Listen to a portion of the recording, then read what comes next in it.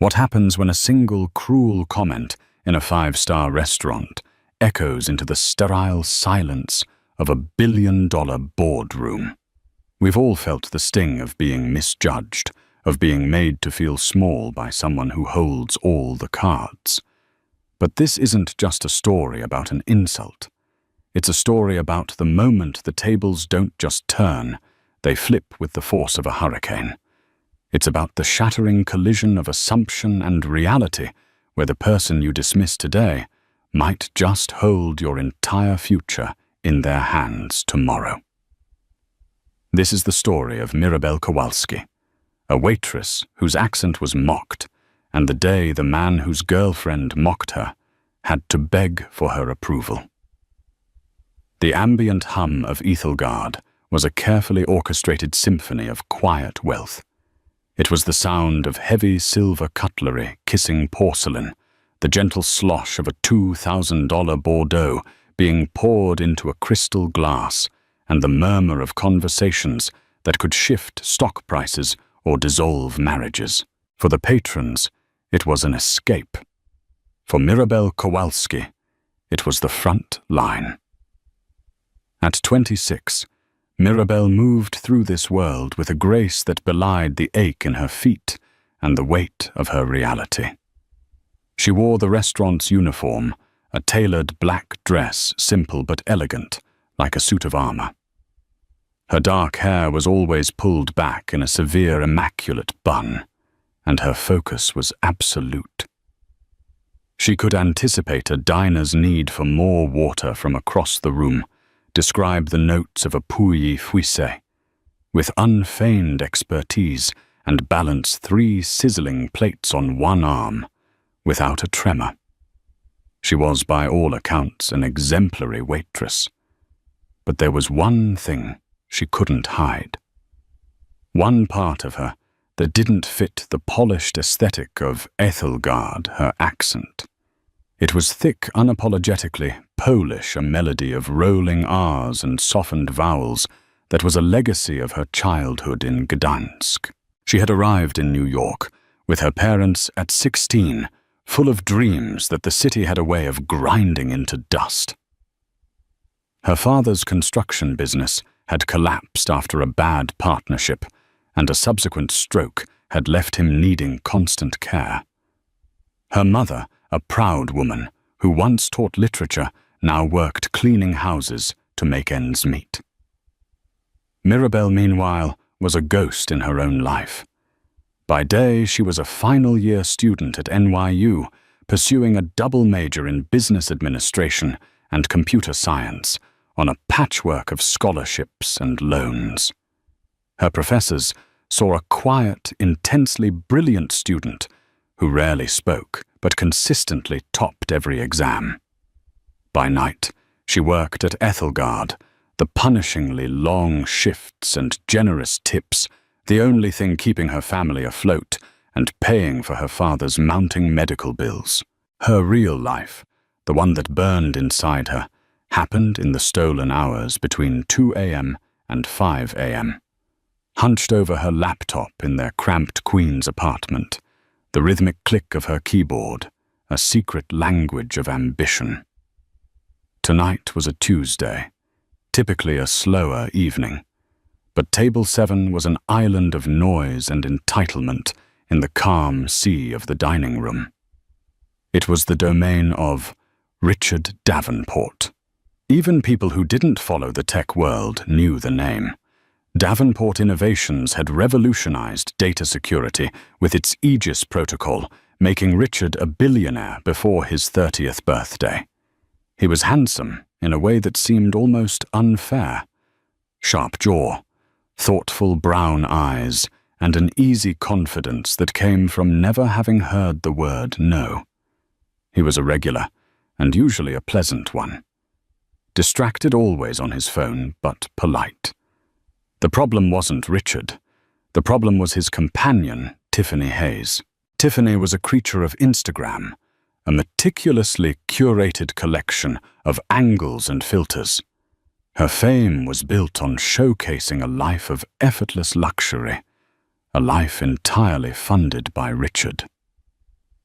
Tonight she was holding court with two other women who were carbon copies of herself, all sharp, contouring lip filler, and the vacant, predatory boredom of those who have everything and value nothing. And then he had the audacity to say the lighting was unflattering for the photo Tiffany was saying, her voice a shrill instrument of complaint. I was like, "Babe, it's a helicopter. The lighting is what it is." Her friends laughed, a sound like tiny, sharp bells. Richard offered a faint, distracted smile, his thumb scrolling endlessly on his phone. Mirabelle approached the table with the water pitcher. "More water, sir, ma'am?" she asked, her voice low and professional. Tiffany didn't look at her. She just waved a dismissive hand, a Cartier bracelet jangling on her wrist. "We're ready to order." Finally. Mirabelle stood patiently, pen and notepad in hand. She had learned long ago not to let the casual cruelty of her customers pierce her armor. She was a professional. This was a transaction. The friends ordered quickly salads, appetizers, a flurry of modifications. Then it was Tiffany's turn. She scanned the wine list, her brow furrowed in concentration, as if she were deciphering ancient scripture. "We'll start with a bottle of the Sauve." She stumbled, her perfectly manicured finger tapping the menu. "The Sauvignon Blanc." She pronounced it with a hard, flat G and an anglicized blank. "An excellent choice, ma'am." Mirabelle said, her professionalism unwavering. "The 2022 from Sancerre is particularly crisp this season." She pronounced it correctly, softly, without a hint of correction in her tone, Sauvignon Blanc. It was a tiny thing, a breath of air. But to Tiffany, it was a challenge. Her head snapped up, her blue eyes narrowing. It was the first time she had made direct eye contact with Mirabelle all evening. A slow, mocking smile spread across her glossed lips. "Oh, listen to that," Tiffany said, looking at her friends, her voice dripping with condescension. "Where did they find you, sweetheart?" "Fresh off the boat from—" "Where is it?" "Boratistan." Her friends giggled. Richard finally looked up from his phone, a flicker of discomfort in his eyes. He saw Mirabelle standing ramrod straight, her face a pale, impassive mask. He saw Tiffany preening from her cheap shot. He should have said something. A simple "Tiffany, don't be rude" would have sufficed. But he hated confrontation, especially public confrontation. He just offered a weak, apologetic grimace in Mirabelle's direction and looked back down at his screen, effectively siding with his girlfriend through his silence. The silence was his sin, and it was a sin Mirabelle would not forget. Tiffany, emboldened, leaned forward. "Say it again for me." She cooed, her voice a weapon. "Say Sauvignon Blanc." She mimicked a thick, cartoonish Eastern European accent, turning the elegant French words into a clumsy, ugly sound.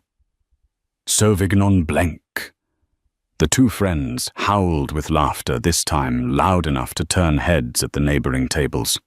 The meticulously crafted hum of Ethelgard had been broken. For a moment, Mirabelle felt the heat rise in her cheeks, the familiar, sickening shame of being singled out for being different. She could feel the stares of the other diners. She wanted the floor to swallow her whole. But then something else took over. A cold, hard resolve that had been forged in the fires of her family's struggles. She thought of her father's frail hands, her mother's chapped knuckles, her own sleepless nights filled with code. These people with their casual cruelty and unearned fortunes knew nothing of strength. She met Tiffany's mocking gaze directly. Her own eyes, a deep, intelligent grey, were steady. She did not raise her voice. She did not tremble. "It is pronounced Sauvignon Blanc," she said, her Polish accent suddenly sounding not like a flaw, but like a statement. It was clear, precise, and utterly devoid of emotion. "Is there anything else I can get for you?" The confidence, the sheer refusal to be cowed, stunned Tiffany into silence. The laughter from her friends died in their throats. They had expected tears or a flustered retreat. They didn't know what to do with this quiet, unshakable dignity.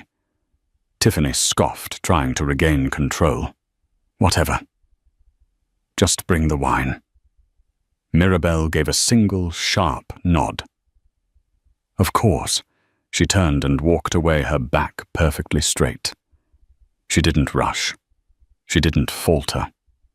She moved with the same measured grace as before, but now it felt different. It was the grace of a queen retreating from a peasant's squabble. As she entered the controlled chaos of the kitchen, she allowed herself one deep, shuddering breath. The chef, a burly man named Antoine, who missed nothing, gave her a sympathetic look. "Let me guess. Table 7. Mirabelle just nodded, retrieving a wine bucket. "Don't let them get to you, ma chérie," he said gruffly. "Their money can't buy class." Mirabelle managed a small, tight smile. "I know." But as she chilled the bottle and polished the glasses, the scene replayed in her mind. It wasn't just Tiffany's overt cruelty that stung. It was Richard Davenport's silence, his tacit approval. He, a titan of industry, a man lauded for his brilliant mind, had sat there and let it happen. He had looked at her, seen her humiliation, and chosen to do nothing. She finished her shift in a haze of cold fury. The hours crawled by. When she finally clocked out at 1:30 a.m., she didn't take the subway. She walked the 50 blocks back to Queens, the cold night air doing little to cool the fire in her chest. Each step was a promise to herself. One day, they would not see a waitress. They would not hear an accent. They would only see her power. She let herself into the quiet apartment. Her mother was asleep in a chair by her father's bed. Mirabelle gently placed a blanket over her. She looked at her father, his face peaceful in sleep, and felt a surge of fierce, protective love. This was why she endured it. For them. But it was also for herself. She sat down at her desk, the city lights twinkling outside her window. She opened her laptop. The screen illuminated her face, her expression now hard and determined. On the screen was a complex web of code, a revolutionary logistics algorithm she had named Nightingale. It was designed to optimize supply chains by prioritizing ethical sourcing and environmental sustainability without sacrificing efficiency. It was brilliant, it was groundbreaking, and it was almost finished. For months, she had been sending out her business proposal to venture capital firms, getting nothing but automated rejections. They saw a student from Queens with no track record and didn't bother to read past the first page. But 2 weeks ago, one had responded. A boutique firm called Horizon Ventures, run by a legendary, notoriously tough investor named Catherine Albright. They had asked for more data. Then a technical demonstration. Then a meeting. The meeting was tomorrow. Wednesday. At 10 a.m. She checked the location on the calendar invitation one last time, a bitter smile touching her lips. Location Davenport Innovations. 45th floor boardroom. She closed her eyes. She could still hear Tiffany's mocking voice. Sauvignon Blanc. She could still see Richard Davenport's averted gaze. Tomorrow he would look at her. Tomorrow he would have no choice. Richard Davenport lived in a penthouse that felt less like a home and more like a modern art museum. It was a cavern of glass chrome and white marble overlooking Central Park, a sterile testament to his success. And tonight, it felt like a prison. After leaving Ethelgard, the mood in the car had been tense. Tiffany, sensing his disapproval, had launched into a defensive tirade. "Oh, don't give me that look, Richie," she'd said, reapplying her lipstick in the vanity mirror. "It was a joke. She needs to lighten up. It's not my fault she can't speak English properly. Her English is perfect, Tiff." "She has an accent," Richard had replied, his voice flat. He kept his eyes on the blur of city lights, the image of the waitress's dignified, hurt face seared into his mind. Accent can't speak English, same thing. She's a waitress. Her job is to be agreeable. If she's so sensitive, maybe she should get a different job. He didn't argue further. He knew it was pointless. Arguing with Tiffany was like punching water. It was exhausting, and you never made an impact. He'd met her at a charity gala 6 months ago. She was beautiful, vivacious, and utterly uncomplicated. She was a distraction, an easy and attractive accessory to his demanding life. He hadn't been looking for a partner. He'd been looking for a reprieve. Now he was beginning to realize that her lack of complication was a symptom of a profound lack of depth, a hollowness that her beauty could no longer conceal. His silence at the restaurant gnawed at him. He told himself he'd avoided a scene, that it was the pragmatic choice. But he knew better. It was cowardice. He who could face down hostile boards and ruthless competitors had flinched from correcting his girlfriend's playground cruelty. He had failed a basic test of character, and the knowledge left a sour taste in his mouth. He went to bed long after Tiffany had fallen asleep, but sleep wouldn't come. He kept thinking about the look in the waitress's eyes. It wasn't just hurt. It was recognition, as if she had seen him exactly for what he was, in that moment, weak. He finally drifted off into a restless sleep, his last thought being a vague hope that he would never see her again, if only to escape the reminder of his own failure.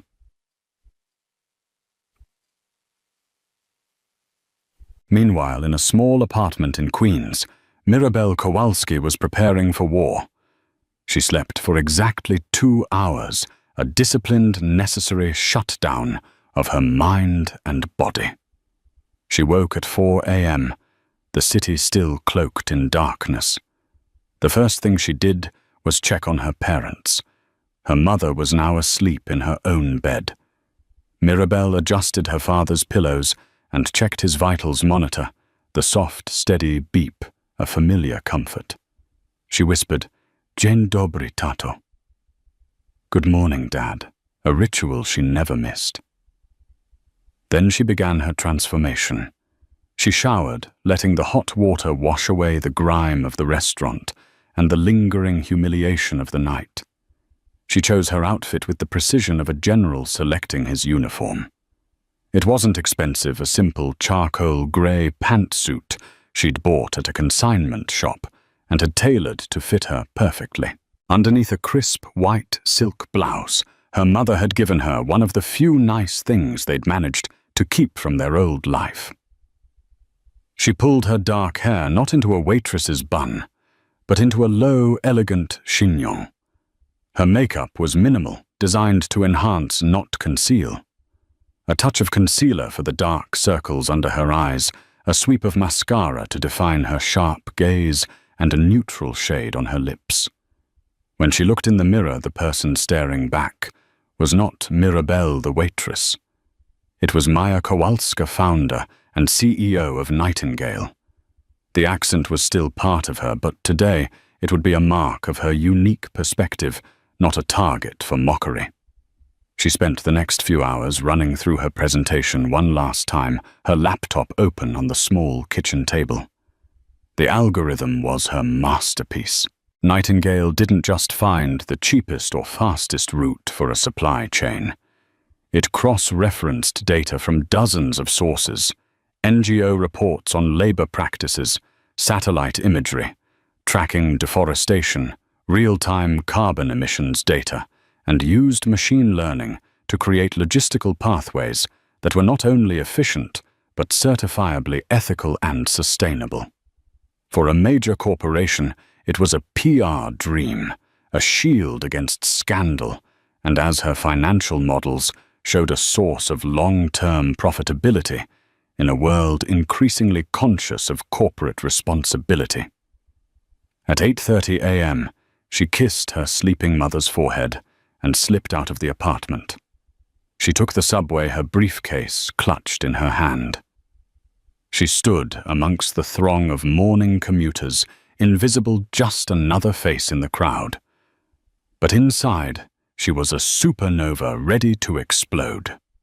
Catherine Albright was already in the Davenport Innovations lobby when Mirabelle arrived at 9:45 a.m. Catherine was in her late 50s with a severe silver bob and eyes that could dissect a balance sheet from 50 paces.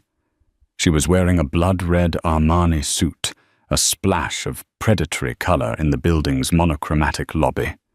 She was a legend in the VC world, known for her brutal honesty and her uncanny ability to spot talent where no one else was looking. "Maya," she said, her voice crisp. She never used the anglicized Mirabelle. "You're punctual. I like that. It suggests you respect other people's time." "Good morning, Miss Albright," Mirabelle said, her voice steady. "Nervous." Focused, Mirabelle corrected gently. Catherine's thin lips curved into a rare smile. "Good. Remember what I told you. You don't need them. They need you." Davenport's company has taken a beating in the press over the last year for their suppliers in Southeast Asia. Child labor allegations. Environmental corners cut. Their stock is solid, but their brand is vulnerable. Nightingale isn't just a piece of software for them. It's absolution. You are not asking for a handout. You are selling the cure. Mirabelle nodded, the words reinforcing her own resolve. "They don't know who you are," Catherine continued as they walked toward the exclusive elevators for the upper floors. "My office just referred to you as the project lead. They think they're meeting some seasoned veteran I poached from a rival. Let them think that. Walk in there, own the room, and don't give them an inch. Understood?" "Understood, Ms. Albright." The elevator ride to the 45th floor was silent. Mirabelle could feel the pressure change in her ears. She was ascending quite literally into a different world. The doors opened onto a reception area that was more gallery than office. A massive abstract sculpture dominated the center, and the walls were floor-to-ceiling glass, offering a godlike view of Manhattan. A sleek receptionist led them to the boardroom. "Mr. Davenport will be with you in a moment. He's just finishing a call." The boardroom was an intimidating space. A vast, dark wood table sat polished to a mirror shine, surrounded by 20 leather chairs. One entire wall was a screen. The view from the windows was breathtaking, designed to remind any visitor of the sheer scale of the power wielded within these walls. Catherine and Mirabelle took their seats, setting up their laptops. They were a team of two, facing what would likely be a full retinue of Davenport's top brass. A few minutes later, 3 men in expensive suits entered. They introduced themselves as the COO, CFO, and Chief Legal Officer. They were polite but dismissive, their eyes constantly flicking towards the door, waiting for their boss. Then the door opened, and Richard Davenport walked in. He looked tired. He was loosening his tie, speaking to his assistant as he entered. "Just push the Tokyo call to 5, and get me coffee, a large black coffee." He turned to the table, a professional, welcoming smile already forming on his face. "Catherine, it's great to see you.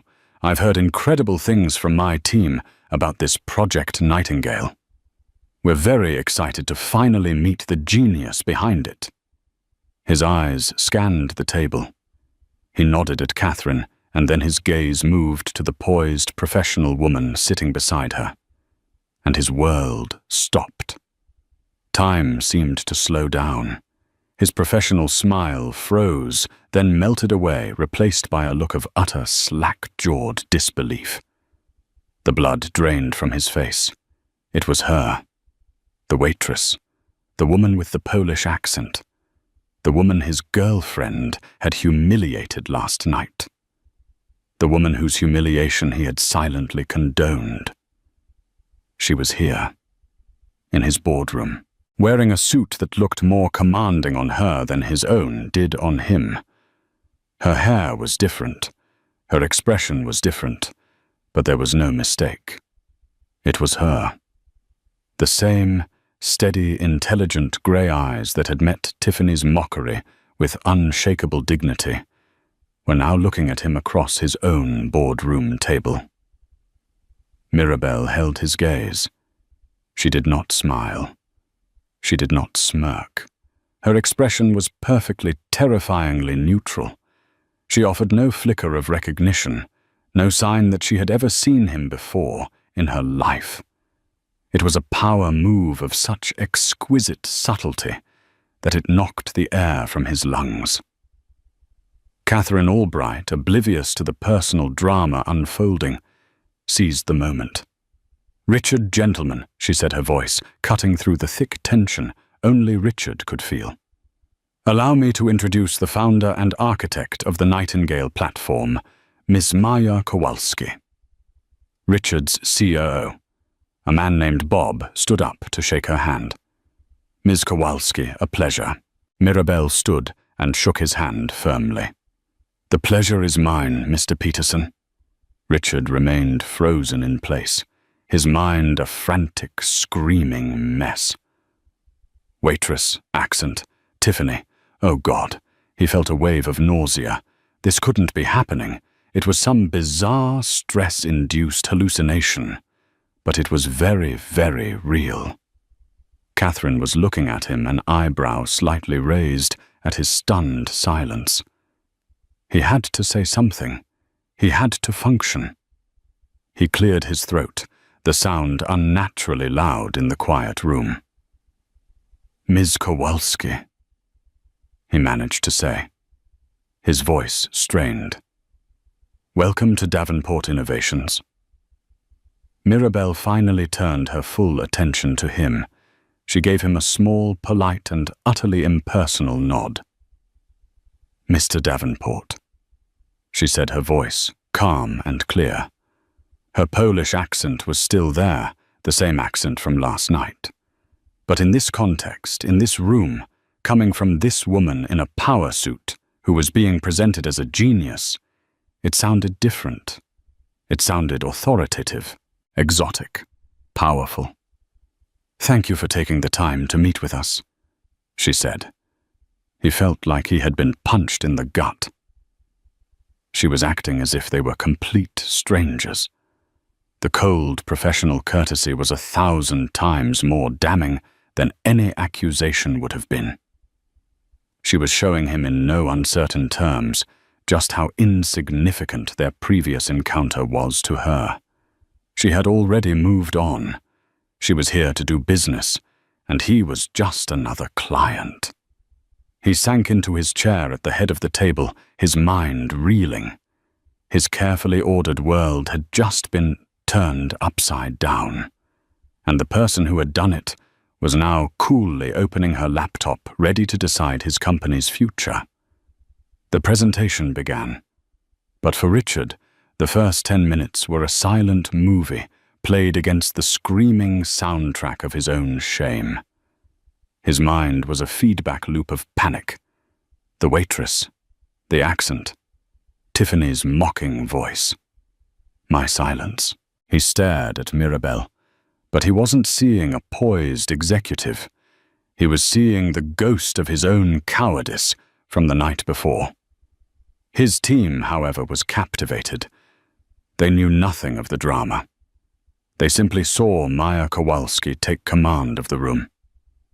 She spoke with an unhurried, deliberate confidence. She didn't try to mask her Polish accent. She owned it. In the sterile, powerful context of the boardroom, it sounded not like a flaw, but like a mark of distinction. She began not with financials, but with a foundational truth. Every product on every shelf has a hidden history. She said, her voice resonating with a quiet passion as an image of a deforested landscape filled the screen behind her. A history of materials, sourced hands that touched it, and fuel that was burned to bring it to us. For decades, that history has been a black box deliberately obscured for the sake of profit. We are told that ethics are expensive and sustainability is inefficient. This is the foundational lie of modern logistics. She clicked to the next slide, a complex, elegant web of data points blooming on the screen. Nightingale changes that paradigm. My algorithm doesn't just track products, it tracks provenance. It doesn't just optimize for speed, it optimizes for integrity. Using a proprietary blend of blockchain verification, real-time satellite monitoring, and cross-referenced NGO data. Nightingale provides a single immutable score for any given supply route. We call it the Integrity Index. Richard's COO, Bob Peterson, leaned forward, his initial air of dismissal evaporating. Are you saying you can actually quantify corporate responsibility in real time?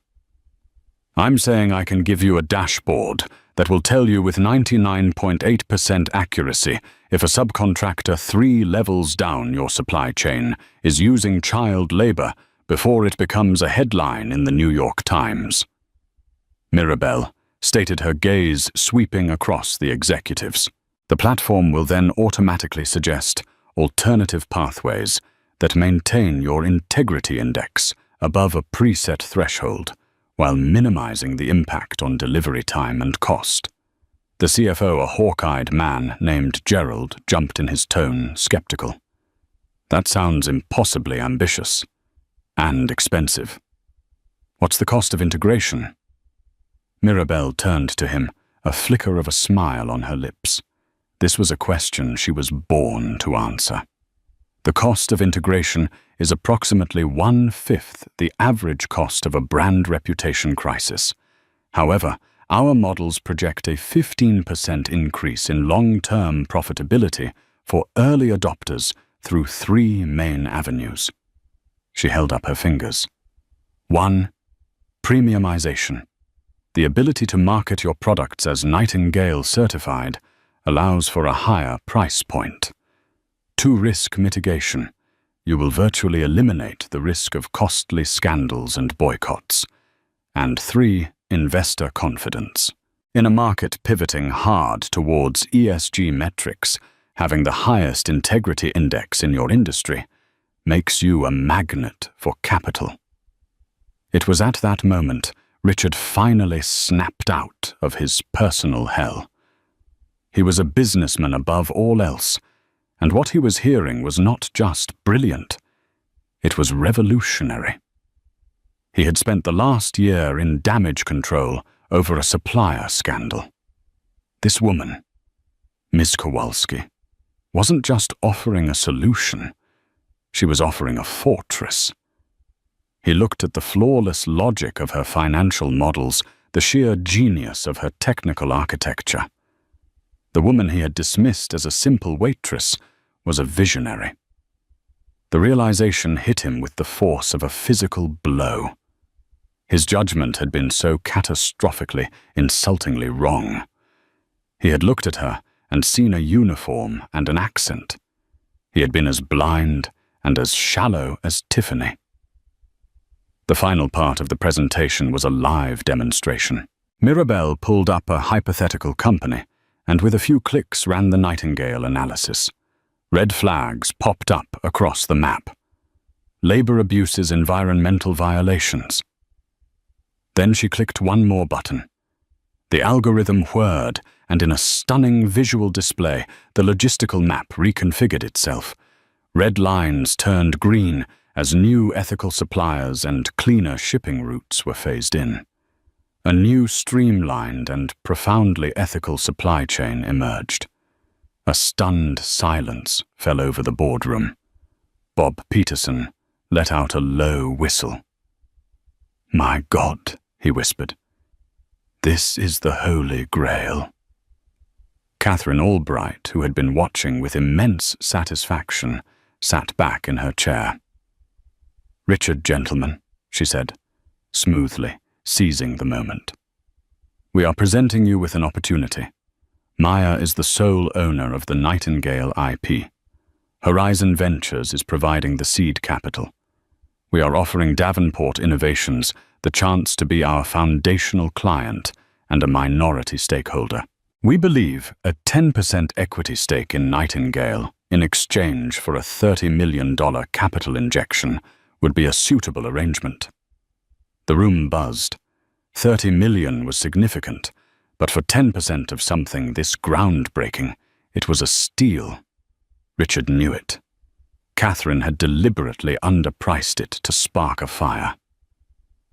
"We would obviously need to perform our due diligence," Richard said, the words automatic, the standard corporate dance. "Of course," Mirabelle said coolly, a masterful touch of nonchalance in her voice. "All our data is available for your team to review. We are, however, speaking with 2 other firms in the tech logistics space next week. One of them is in Seattle." The unspoken name hung in the air.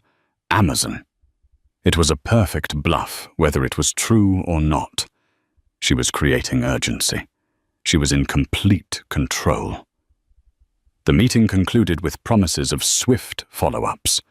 Richard's team was electrified, already talking about synergy and market disruption. He insisted on walking Catherine and Mirabelle to the elevators personally. The chatter of his executives faded down the hall, leaving the 3 of them in the grand, silent reception area. "Catherine Ms. Kowalski." "Thank you for coming in," Richard said formally. "The pleasure was ours." "Richard," Catherine replied, giving him a sharp look. "We'll await your term sheet." She stepped into the arriving elevator. "Maya, I'll meet you downstairs."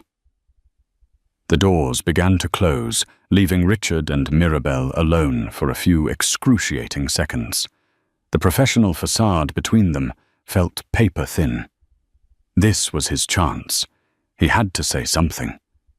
"Listen, Ms. Kowalski." "Mirabelle." He started, his voice low and desperate. "About last night, at the restaurant. Mirabelle looked at him, her face a mask of impenetrable calm. Another elevator pinged open for her. She turned to face him fully, her quiet voice cutting through his fumbling words. "Miss Davenport," she said, the tone formal, but the message deeply personal. "Last night I was your waitress. Today I am a potential business partner. I expect to be treated with the appropriate professional courtesy in both situations. You failed in the first. I trust you will not fail in the second." She didn't wait for a reply.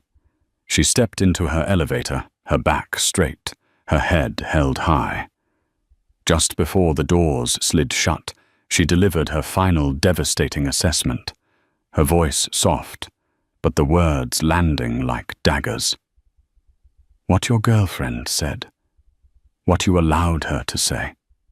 It was ugly, and it was ignorant, but it has no bearing on this deal. My work speaks for itself." She paused, her cool grey eyes locking onto his. "The question you need to ask yourself, Mr. Davenport, is whether your character does." The doors closed, leaving him standing alone in the echoing silence of his marble palace, the reflection of his own shocked face staring back at him from the polished steel. He had never felt so small in his entire life, The moment the elevator doors closed, Mirabelle leaned against the cool metal wall and let out a breath she felt like she'd been holding for 24 hours. The adrenaline that had fueled her began to recede, leaving a profound, bone-deep weariness in its wake. She had done it. She had faced the dragon in his own lair and walked away unscorched. Catherine Albright was waiting for her in the lobby, a rare, genuine smile gracing her features. She held out a hand. "You, Maya Kowalski, were magnificent." Mirabelle shook it, a real smile finally breaking through her own composure. He was shocked. "Shocked is an understatement," Catherine said, her sharp eyes glinting with amusement. "I haven't seen a man that powerful look, that utterly neutered, since I foreclosed on a Swiss bank. There's a story there, isn't there?" Mirabelle considered for a moment, the memory of Tiffany's sneer flashing in her mind. "Let's just say, Mr. Davenport was given a practical lesson in not judging a book by its cover." Catherine nodded, sensing there was more, but having the grace not to press. "Well, the hook is set. Deep. They'll send a term sheet by the end of the day. They can't afford not to. Now comes the hard part, negotiation. Go home. Get some sleep. My team will handle the initial volley. We celebrate tonight." Mirabelle felt a lightness she hadn't experienced in years. "Thank you, Catherine, for believing in me." "Don't thank me," Catherine replied, her expression turning serious. "I believe in profit. Your genius is going to make us both very, very rich. Now go. You've earned a moment of peace." The subway ride back to Queens was surreal. The world outside the train window was unchanged, but Mirabelle's world had been irrevocably altered. She wasn't just a waitress and a student anymore. She was a founder, an innovator, a woman who had made a billionaire squirm. Her final words to him had been unplanned, a raw and honest response to his fumbling apology. She had spoken her truth, and it had felt more powerful than any business pitch. Up on the 45th floor, Richard Davenport was not at peace. He had walked back into the boardroom in a daze, where his team was buzzing with the predatory excitement of sharks that smell blood. "The valuation Albright proposed is frankly an insult," Gerald, the CFO, was saying gleefully. "To them, I mean. We should move to acquire the entire company, offer $50 million for 80%. Lock it down before anyone else gets a sniff." Richard stared at them, their words barely registering. He was a million miles away, his mind caught on a single damning sentence. "The question you need to ask yourself, Mr. Davenport, is whether your character does." "Shut up," he said, his voice dangerously quiet. The excited chatter died instantly. 3 pairs of eyes turned to him, baffled. "Sir," his COO asked. "Everyone just be quiet for a minute," Richard said, rubbing his temples. He walked to the vast window and stared out at the city. But he wasn't seeing the view. He was seeing a highlight reel of his own moral compromises. His relationship with Tiffany was the most glaring. He had tolerated her shallowness, excused her casual cruelty, enabled her entitlement, all because it was easy. And last night, that ease had come at the expense of another person's dignity. A person who, it turned out, possessed more intelligence, resilience, and character than Tiffany had in her entire curated existence. Mirabelle's final words hadn't just been an indictment. They had been a mirror. And he was disgusted by the reflection. He turned back to the room, a new, unfamiliar resolve etched on his face. "Gerald," he commanded, "draw up a new term sheet. 40 million for a 20% stake." Gerald's jaw dropped. 40 for 20. "Sir, that's double the valuation she offered. We have all the leverage here. We have no leverage when we're dealing with someone we should be profoundly grateful to." Richard snapped back. "And add a $5 million grant, no strings attached, for the Nightingale Foundation." "The what?" Bob, the COO, asked. "She didn't mention a foundation. She will," Richard said with absolute certainty. "A woman like that doesn't build something this revolutionary just for the money. The grant is non-negotiable. It's a sign of good faith. I want to partner with her, not fleece her. Bob, get our best tech team on her code. I want them to be thorough, but I also want them to be deferential. Treat her intellectual property like the crown jewels. Is that clear?" "Yes, sir," they chorused, stunned by the seismic shift in their boss's demeanor. "Now get out," he said, his tone softening. "I have a personal matter to attend to." Alone in the sterile quiet of his office, Richard sat behind his massive desk, a symbol of a power that now felt hollow. He knew what he had to do. It was a long overdue amputation. He picked up his phone and called Tiffany. She answered with a bubbly, self-absorbed lilt. "Richie, I was just about to text you. I saw the most divine little Birkin and Tiffany."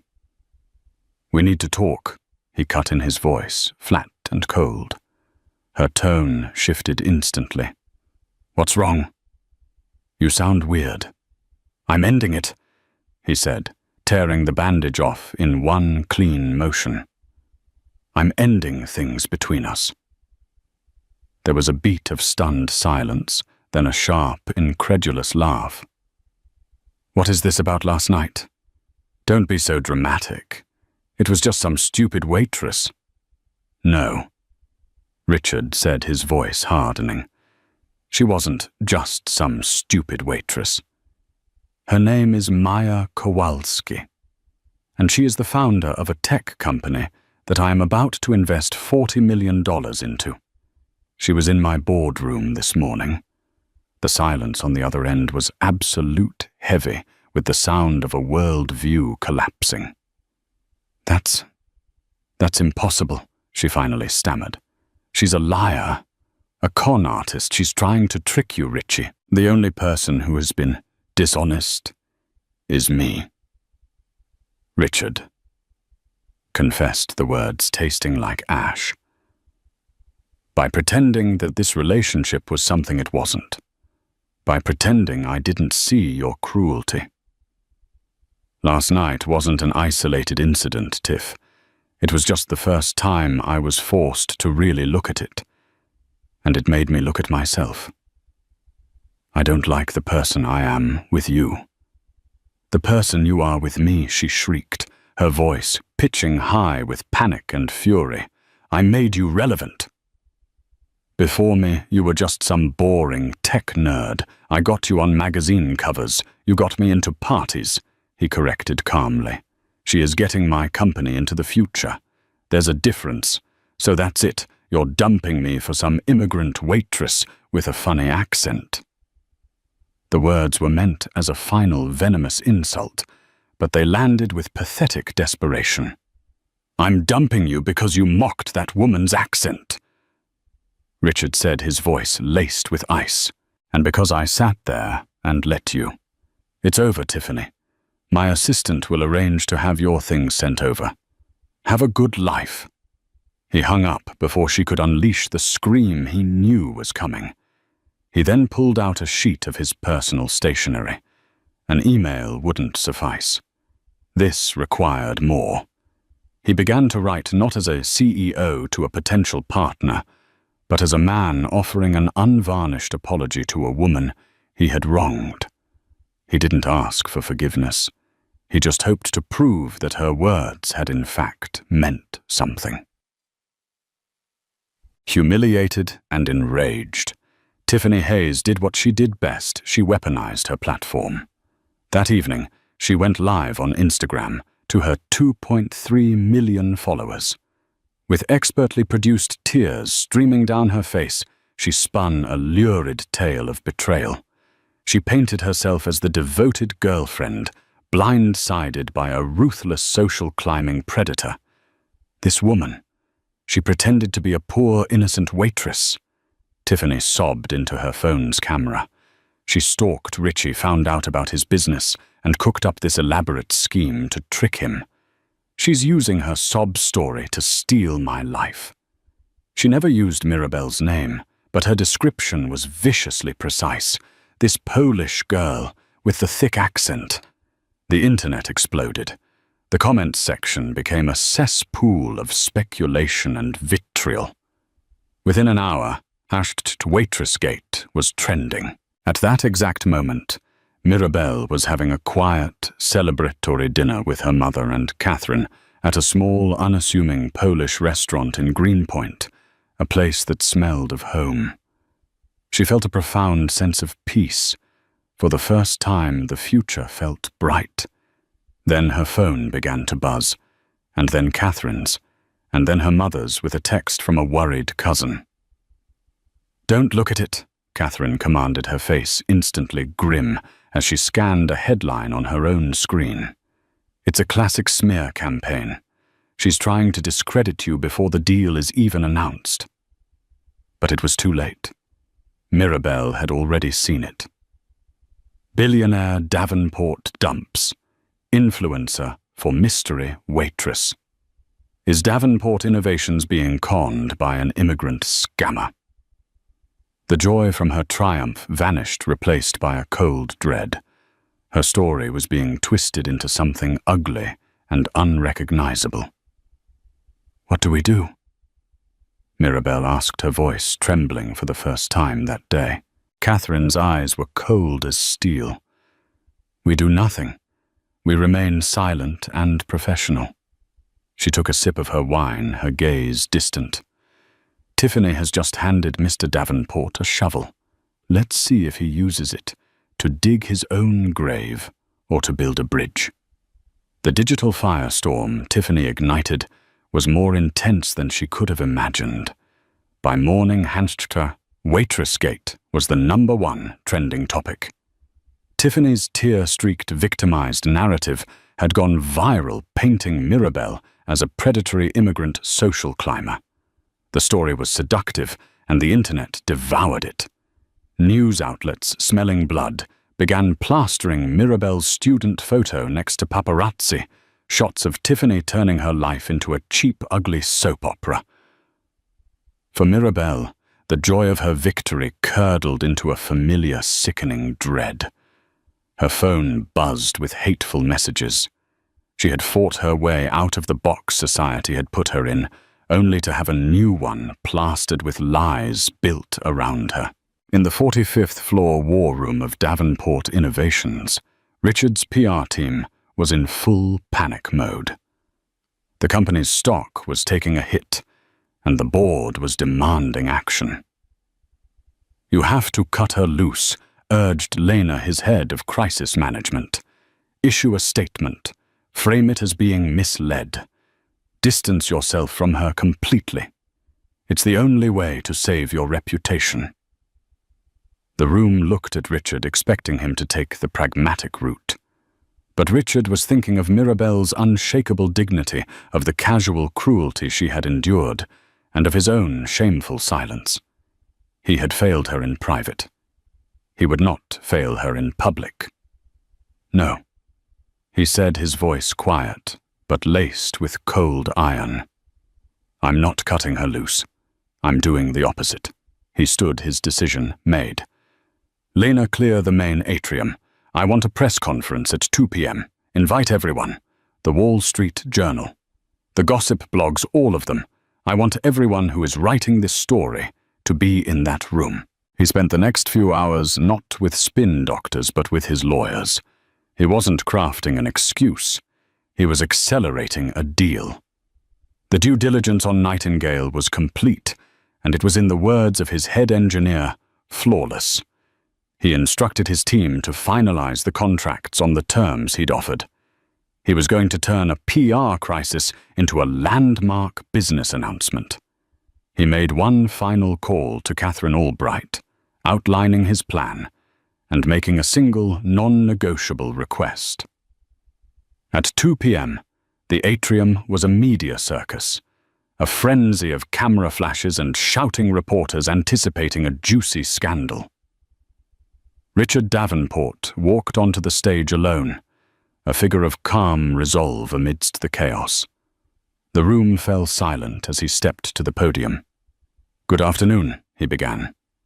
"I'm here to set the record straight. The narrative being promoted by my former girlfriend, Ms. Tiffany Hayes, is a malicious fiction. Our relationship is over, and her portrayal of events is false." A murmur rippled through the crowd. This was not the denial they expected. The truth, he continued, his voice ringing with conviction, is that Ms. Maya Kowalski is a visionary. She is the creator of a platform so revolutionary it will fundamentally change global commerce. She built this while working full-time to support her family and pursuing a double major at university. She did not need to chase my investment. Her genius brought her here on its own merit. He leaned into the microphone, ready to drop his bombshell. "Therefore, I am thrilled to officially announce that Davenport Innovations has acquired a 20% stake in her company Nightingale for the sum of $40 million. The room erupted. The sound of 100 camera shutters clicking at once was like a burst of machine gun fire. This wasn't a scandal. It was an acquisition. A massive one. Richard held up a hand, silencing the chaos. "Furthermore, we will be endowing the new Nightingale Foundation, chaired by Ms. Kowalski, with a $5 million grant to promote ethical practices in technology. We are not being conned. We are honored to be her partners." He then let his corporate mask fall, his expression turning somber.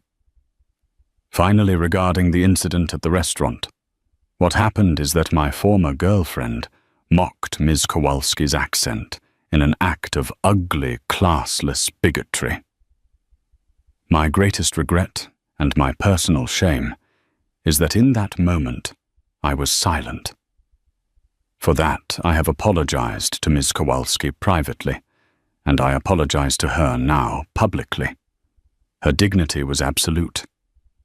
My failure to defend it was a disgrace." The raw honesty of his confession stunned the press into silence. He had taken all the lies and innuendo and incinerated them with the undeniable truth. "Maya Kowalski represents the very best of what this country is supposed to be," he said, his voice filled with genuine admiration. "That it doesn't matter where you come from or what accent you have. All that matters is the strength of your character and the power of your ideas." He gestured to the side of the stage. "And now I'd like to introduce you to her." Out walked Catherine Albright, a triumphant glint in her eye, and beside her, walking into the blinding storm of flashes, was Mirabelle. She wore her simple charcoal grey suit like armor, her face a mask of poise and strength. She was not the victim of this story. She was its hero. Richard stepped back from the podium, ceding the stage. Their eyes met for a fleeting second. He gave her a small, respectful nod. She returned it. It wasn't forgiveness, not yet. But it was acknowledgement. It was a bridge. Mirabelle stepped up to the microphone. The room was utterly silent, leaning in to hear the voice that had launched 1,000 headlines. She took a deep breath. "Dziękuję, Richard," she said, her Polish thank you clear and proud. She looked out over the sea of faces, her grey eyes steady. "My name is Maya Kowalski. I am the founder of Nightingale." She paused, letting her presence fill the room, before delivering her final, definitive statement. "My work speaks for itself. Are there any questions?" Her voice, carrying the very accent Tiffany Hayes had tried to weaponize against her, echoed through the atrium. It was not the sound of a foreigner, or a waitress, or a victim. It was the sound of the future. It was the sound of power. The press conference was a masterstroke. It didn't just end the scandal. It transformed it. Davenport Innovations stock, which had dipped in the morning, skyrocketed, closing the day up 12%. The narrative flipped completely. Mirabelle was no longer the scheming waitress. She was hailed as the Nightingale of Silicon Alley, a tech prodigy and an embodiment of the American dream. Tiffany Hayes, on the other hand, became a pariah. Her brand, built on aspirational luxury, was now tainted with ugly bigotry. She lost sponsors, followers, and her perch in the social stratosphere overnight. Her attempt to ruin Mirabelle had only destroyed herself. In the months that followed, Mirabelle's life changed in every conceivable way. She moved her parents into a comfortable new home with a full-time nurse for her father. Her mother, free from financial worry, began auditing literature courses at Columbia. Her passion for books rekindled. Mirabelle, meanwhile, became the force she was always meant to be. As CEO of Nightingale, she was relentless, brilliant, and fair. She hired a diverse team of the best and brightest, creating a company culture that valued integrity as much as innovation. Her relationship with Richard Davenport evolved into a complex and deeply respectful professional partnership. The apology he had written and the public stand he had taken had laid a new foundation. They worked closely, their weekly strategy meetings, a masterclass in intellectual synergy. The hint of a deeper connection lingered beneath the surface, but both knew that the trust between them had to be earned in boardrooms and business deals long before it could ever be explored elsewhere. The real story was not a romance. It was one of mutual, hard-won respect. Mirabelle's triumph wasn't getting the billionaire. It was becoming his peer. Her value was never in question. It just took a while for the world and for Richard Davenport to see the valuation report. If Mirabelle's story of triumph over prejudice resonated with you, if you believe in the power of dignity and the hidden genius within us, all please show your support by hitting that like button and sharing this video with someone who needs to hear it. Let us know in the comments below if you've ever had a moment where you proved someone's first impression of you wrong. These stories matter, and to make sure you don't miss our next story about the underdog turning the tables, make sure to subscribe and click the notification bell, because we believe that character, not circumstance, is what truly defines us. Thank you for listening. He was a man who commanded boardrooms and bent markets to his will, a titan of industry, whose name was whispered with a mixture of awe and fear. She was a woman serving canapés to pay for textbooks on quantum mechanics, a ghost in the grand theater of the elite.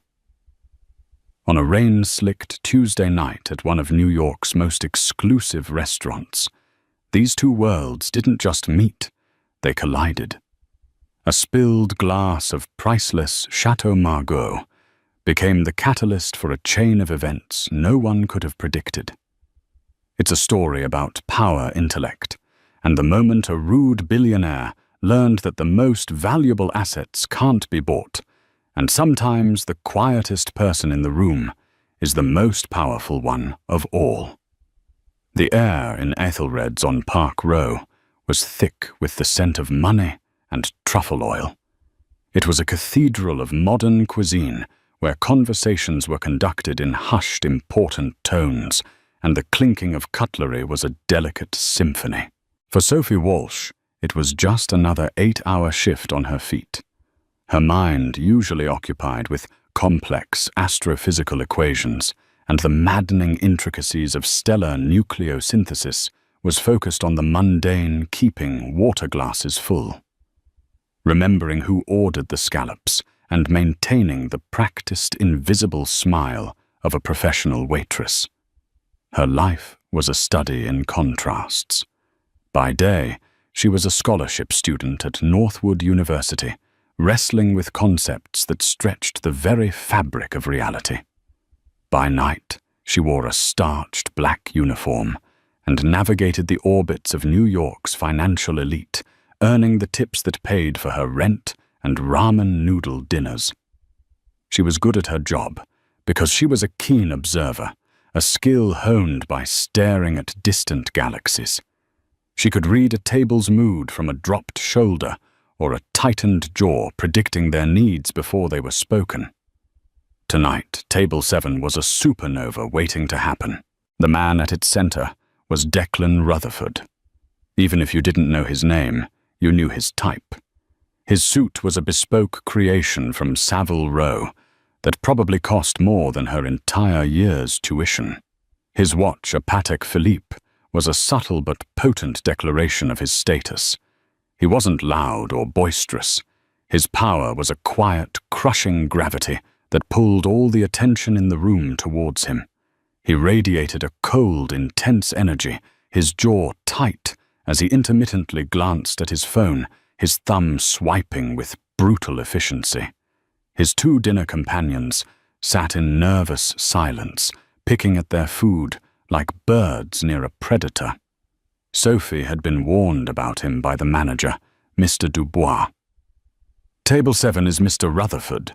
Rutherford Innovations. Whatever he wants, he gets. No mistakes. For 2 hours, the dinner had been tense but uneventful. Sophie moved with practiced grace, refilling wine glasses, clearing plates, a silent phantom in his peripheral vision. The wine was a 1982 Chateau Margaux, a bottle that cost more than her car. She handled it with the reverence of a museum curator handling a delicate artifact. The moment of impact came without warning. Declan's phone buzzed violently on the polished mahogany. He snatched it up, his face darkening as he read the screen. A low curse escaped his lips. "That incompetent fool," he snarled, not to his guests but to the universe at large. It was at that exact second that Sophie leaned in to top off his wine glass. Distracted and furious, he gestured dismissively, his hand sweeping out in a sharp, angry arc. His knuckles connected squarely with her wrist. Time seemed to slow down. The bottle of crimson liquid tilted a graceful, horrifying parabola of liquid potential energy converting to kinetic. It wasn't a splash, it was a deluge. The deep ruby-red wine cascaded down the front of Sophie's crisp white shirt, a shocking stain that felt both ice-cold and burning hot against her skin. A collective gasp went through the nearby tables. The symphony of cutlery stopped. For a heartbeat, there was absolute silence. Then Declan Rutherford looked up, his icy blue eyes finally focusing on her for the first time all night. There was no apology in them, only annoyance. "Watch where you're going." He snapped his voice, a low, dangerous growl. He didn't look at her soaked uniform. He looked at the few drops that had dared to splash onto the tablecloth near his plate. His dinner guest, a man named Peterson, stammered, "Declan, it was your hand." "I'm aware of what my hand did." Declan cut him off his glare, silencing the man instantly. He turned that glare back to Sophie. "Well, are you just going to stand there dripping all over the floor? Clean this up." The humiliation was a physical blow. Her skin burned. Her ears rang. Every eye in the restaurant was on her, a specimen under a microscope. Mr. Dubois was already rushing over his face, a mask of panicked apology aimed entirely at Declan. "Mr. Rutherford, I am so terribly sorry. So sorry. This is unacceptable. Her wages will be docked for the cost of the cleaning. Miss Walsh, go to the back immediately. But Sophie didn't move. Something inside her, a part of her that had spent years solving problems infinitely more complex than this petty tyrant, refused to be dismissed like a faulty piece of equipment. She looked directly at Declan Rutherford, her gaze not defiant, but analytical. Her mind, her greatest asset, took over. She calmly placed the now empty bottle back on the table. She ignored Mr. Dubois' frantic hissing. Her voice when she spoke was quiet, but carried a strange, clear authority that cut through the tension. The fault wasn't a matter of inattention, sir, she said, her tone even. It was a matter of predictable physics. Declan stared at her, momentarily taken aback by the response. He had expected tears, or a flustered apology, or sullen silence. He had not expected a lecture. What did you just say to me? The angular momentum of your arm, accelerated by your emotional response to your phone notification, created a vector of force that my compensatory motion was insufficient to counter, she explained, as if discussing a lab experiment.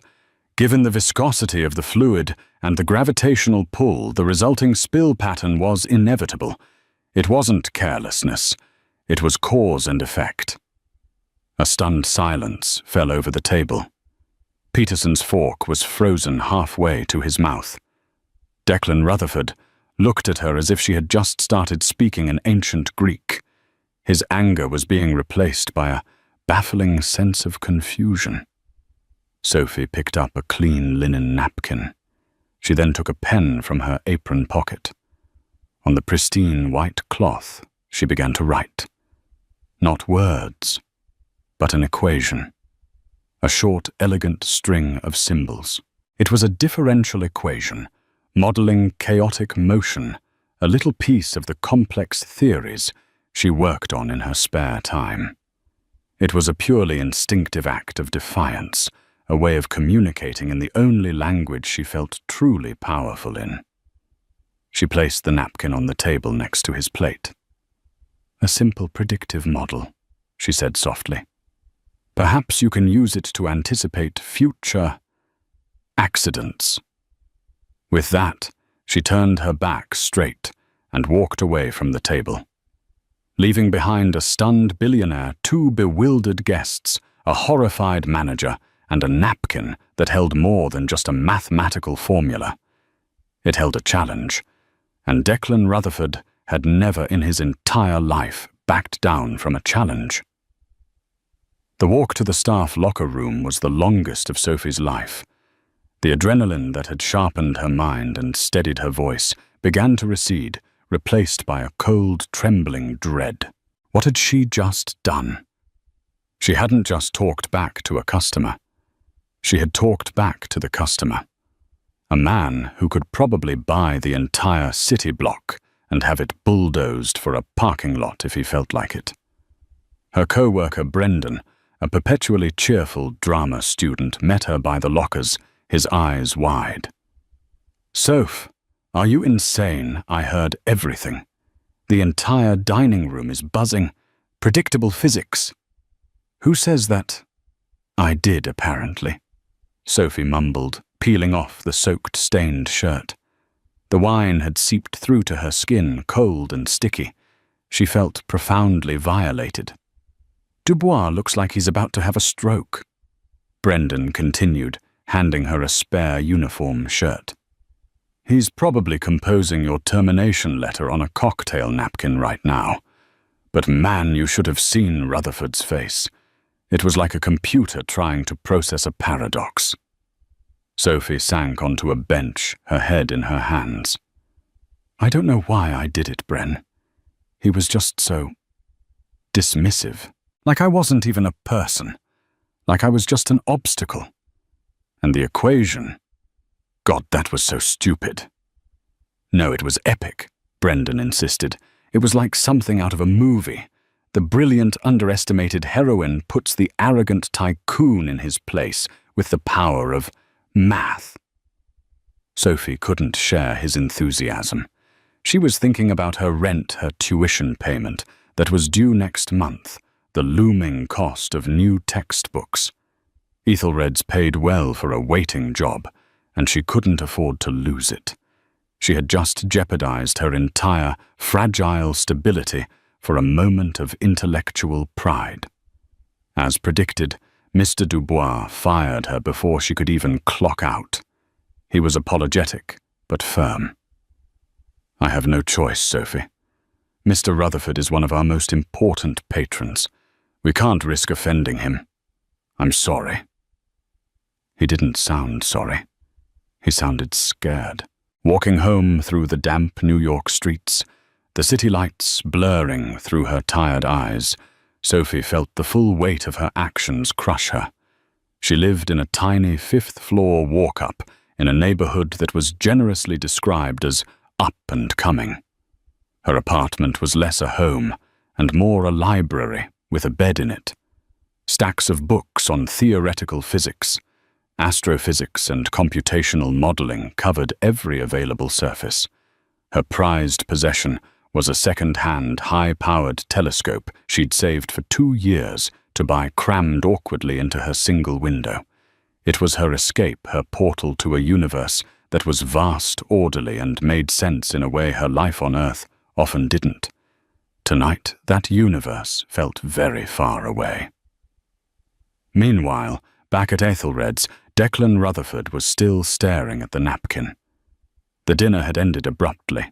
His guests, sensing the shift in the atmosphere, had made their excuses and left. He had dismissed Mr. Dubois's groveling apologies with an impatient wave. Now he was alone at the table, the remnants of a $5,000 dinner forgotten. He was a man who dealt in data, in absolutes, in predictable market forces and exploitable patterns. His company, Rutherford Innovations, was at the forefront of satellite communications technology, a field built on the elegant certainty of physics. And this waitress, this girl with ink stains on her fingers and a defiant spark in her eyes, had just used his own language against him.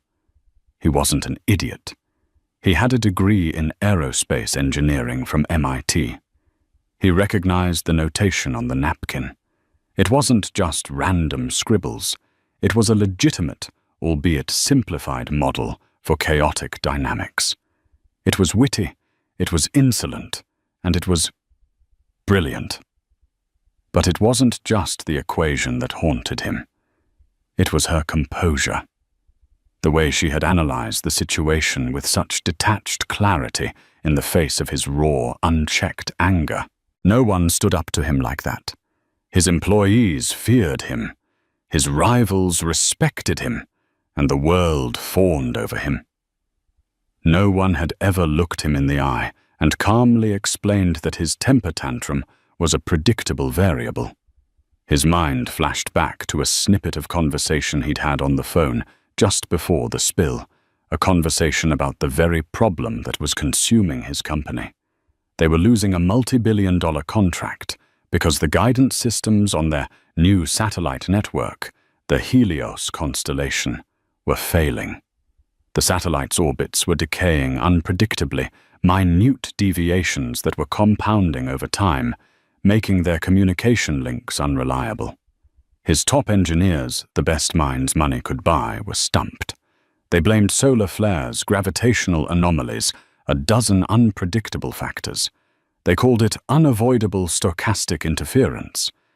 And a waitress had just handed him an equation for predicting chaotic motion. The coincidence was too great to ignore. He stood up, leaving a black credit card on the table. He carefully folded the linen napkin and placed it in the inside pocket of his suit jacket. As he walked out into the cool night air, his mind was racing. His anger had completely evaporated, replaced by an insatiable, burning curiosity. He got into the back of his waiting town car and pulled out his phone. He didn't call his office. He called a different number. "Gabriel," he said when the call was answered. "I have a task for you. I need you to find someone. Her name is Sophie Walsh. She was a waitress at Ethelred's on Park Row. Note the past tense. I want to know everything about her, where she lives, where she goes to school, what she studies. Everything. And I want the information on my desk by morning." In his sterile, minimalist penthouse overlooking Central Park, Declan couldn't sleep. He stood before the floor-to-ceiling windows, the glittering cityscape spread out before him like a circuit board. He took the napkin from his pocket and smoothed it out on a glass table. The equation stared back at him, a silent taunt. He wasn't just intrigued by the girl. He was haunted by her. In her calm, analytical gaze, he had seen a flicker of a mind that worked like his own, but without the cynical, brutal armor he had built around himself over the years. For the first time in a very long time, Declan Rutherford had been surprised, and he was determined to understand why. 2 days later, Sophie was living in a state of anxious limbo. The initial panic had subsided into a grim determination. She had already started her job search, scouring online listings for restaurants, coffee shops, and tutoring gigs. Each application felt like a small defeat, a step away from the academic world she so desperately wanted to join permanently. She was sitting in the university's main library, the vast sunlit hall, a sanctuary of quiet thought. She was trying to immerse herself in a paper on quantum entanglement, but her mind kept drifting. The memory of Declan Rutherford's cold, dismissive face was a discordant note that interrupted her concentration. "Miss Walsh, Sophie Walsh." The voice was deep and calm, with no place in the library's hushed reverence. Sophie looked up from her textbook. Standing beside her table was a man who was as out of place here as a raven in a flock of sparrows. He was tall and impeccably dressed in a simple dark suit with a stoic, unreadable expression. He looked less like a student and more like a Secret Service agent. "Yes," Sophie answered, her guard immediately up. "My name is Gabriel. I work for Mr. Declan Rutherford." Sophie's blood ran cold. This was it. He was suing her for the cost of the wine, or for slander, or for some other trumped-up charge only a billionaire's legal team could invent. She started mentally calculating how much debt she would be in for the rest of her life. "I'm here to deliver a message," Gabriel continued, his voice low and professional. "Mr. Rutherford was impressed by your analysis of the situation the other night. He would like to arrange a meeting with you to discuss it further." Sophie stared at him, bewildered. "A meeting to discuss what physics I was fired? I assumed that was the end of it." "The termination of your employment was an unfortunate consequence of your manager's overzealousness, not a directive from Mr. Rutherford," Gabriel said smoothly. "Mr. Rutherford believes your particular insights could be of value." He slid a sleek black envelope across the table. Sophie hesitated before picking it up. Inside was a heavy cardstock invitation. It proposed a meeting the following afternoon at the Rutherford Innovations building downtown.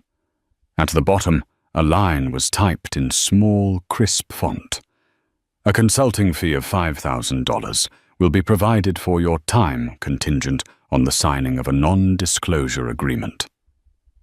$5,000. The number hung in the air, shimmering like a mirage. It was more than 2 months' rent. It would cover her textbooks for the entire year. It was a lifeline, but it felt like a trap. "Why?" Sophie asked, her voice barely a whisper. "What could I possibly have to offer a man like him?" "That is what Mr. Rutherford wishes to determine." Gabriel replied, his expression unchanging. "He found your napkin." Intriguing. The napkin. The ridiculous, impulsive equation. She felt a flush of embarrassment followed by a surge of suspicion. This had to be a joke or a trick. Billionaires didn't summon fired waitresses for consultations based on a drunken scrawl. Except he hadn't been drunk. He'd been angry. And the equation hadn't been a scrawl. It had been precise. "I study astrophysics," she said, feeling a strange need to defend herself, to prove she was more than the uniform he'd seen her in. It was just a theoretical model. "Mr. Rutherford has a degree in aerospace engineering. He understood the theory," Gabriel said. For the first time, a flicker of something, perhaps respect, showed in his eyes. "Tomorrow, 2 o'clock. A car will be waiting for you outside the university's main gate. The decision, of course, is yours." He gave a slight, formal nod and walked away, his polished shoes making no sound on the library floor. Sophie was left with the envelope in her hand, her heart pounding a frantic rhythm against her ribs. This was insane. She spent the rest of the day in a haze of indecision. She called Brendan, who was ecstatic. "You have to go," he urged. "This is your superhero origin story." By day, brilliant physics student. By night, she's the equationator or something, solving crimes against good service. Seriously. "Soph, what do you have to lose? You're already fired." He had a point. Her rational mind, the part of her that calculated risks and probabilities, began to take over. The worst-case scenario, she gets humiliated again, but walks away with $5,000, after signing the NDA, of course. The best-case scenario, she couldn't even begin to imagine what that would be. Her curiosity, the driving force of her scientific mind, began to outweigh her fear. What problem could a man like Declan Rutherford have that he thought a waitress/student could solve the next day at 1:55 p.m.? Sophie stood outside the university gates feeling horribly out of place. She had worn her best clothes, a simple pair of dark trousers and a clean pressed blouse. It felt woefully inadequate. Exactly at 2 o'clock, a black, silent sedan that looked more like a stealth bomber than a car pulled up to the curb. The back door was opened by a driver in a crisp uniform. Swallowing her nerves, Sophie got in. The ride downtown was a journey into another world. The car glided through traffic, insulated from the city's noise. They pulled up in front of the Rutherford Innovations Tower, a soaring skyscraper of black glass and steel that seemed to pierce the clouds. It was a monument to power and ambition. Gabriel was waiting for her in the lobby, a cavernous space of marble and chrome. "Welcome, Miss Walsh. Mr. Rutherford is expecting you." He led her to a private elevator that shot upwards with stomach-lurching speed. They stepped out into a penthouse-level office suite. The view was breathtaking, a panoramic vista of the entire city. But Sophie barely noticed it. Her attention was fixed on the man standing by the window, his back to her. Declan Rutherford turned around. He wasn't wearing a suit jacket now, just a stark white shirt with the sleeves rolled up his forearms. He looked younger, more intense and somehow more dangerous than he had in the restaurant. His blue eyes scanned her, and this time his gaze wasn't dismissive. It was sharp, calculating, and intensely focused. "Miss Walsh," he said, his voice the same low, resonant timbre she remembered. "Thank you for coming. I believe we have a mutual interest in the practical applications of chaotic dynamics." On the massive conference table between them, laid out under a spotlight, was the linen napkin from Ethelred's.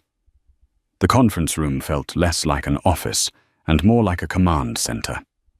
One wall was a screen displaying complex telemetry data and orbital plots. The air hummed with the quiet power of cutting-edge technology, and in the center of it all was the absurdly out-of-place linen napkin. Sophie stood her ground, refusing to be intimidated by the opulence or the man commanding it. "Mr. Rutherford, I'm still not entirely sure why I'm here." "You're here," Declan said, walking from the window to the table. "Because of this." He gestured to the napkin. "This equation you scribbled as a parting gift.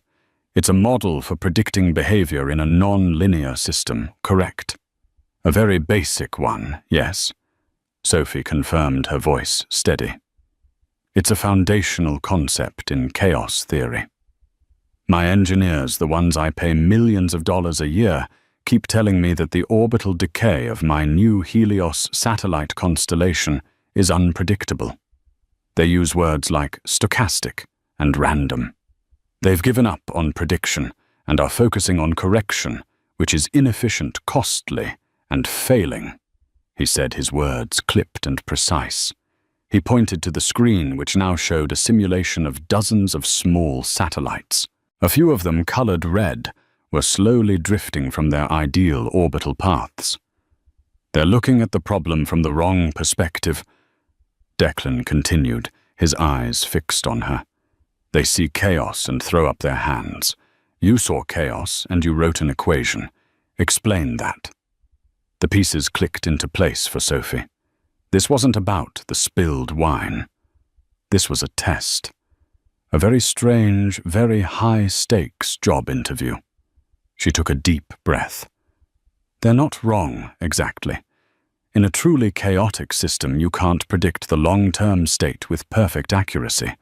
That's the butterfly effect. But you can model the boundaries of the chaos. You can map the strange attractor within which the system will evolve.